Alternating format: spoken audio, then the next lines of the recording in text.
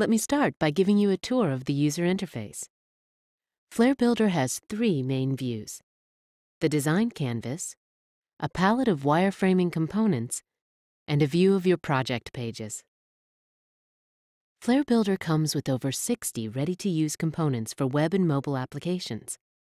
They're organized in categories, which you can browse by clicking on the tabs at the top of the palette.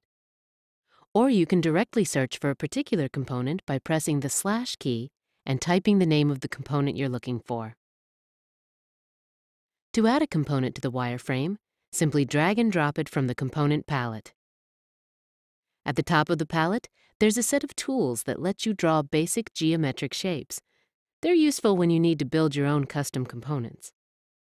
To draw a shape, select the corresponding tool and then click and drag on the design canvas to draw the shape.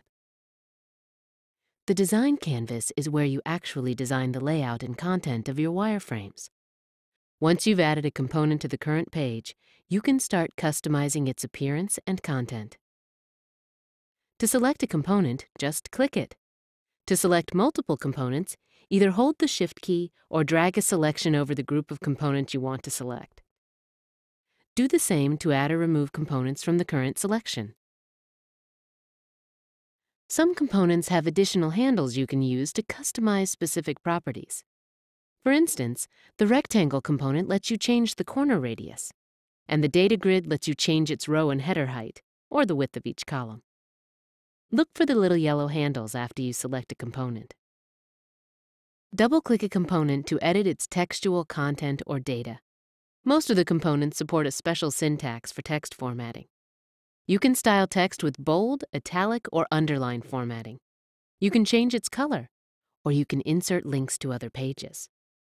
Use the Editor toolbar for easier access to these features. To customize the appearance of currently selected components, use the Formatting options from the Design toolbar.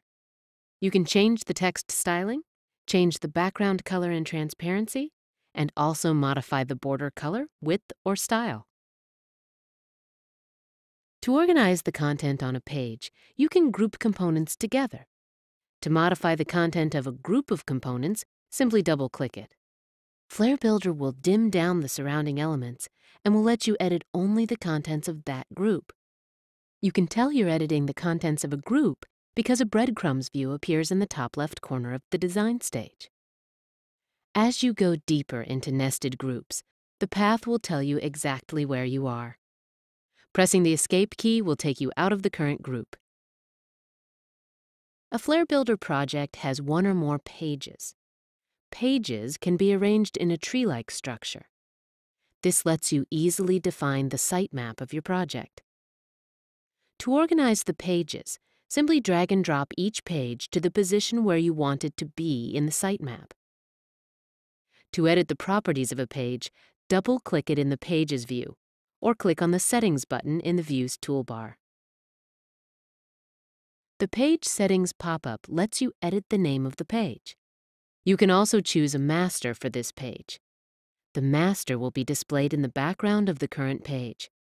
This saves you from duplicating common content on every page, such as a header, logo, or navigation.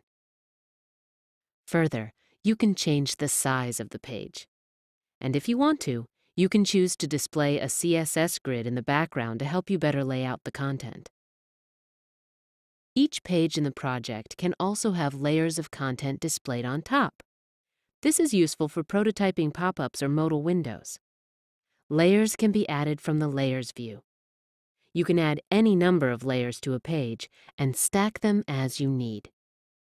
As you open layers, a breadcrumbs view will show you the current stack of visible layers and their order.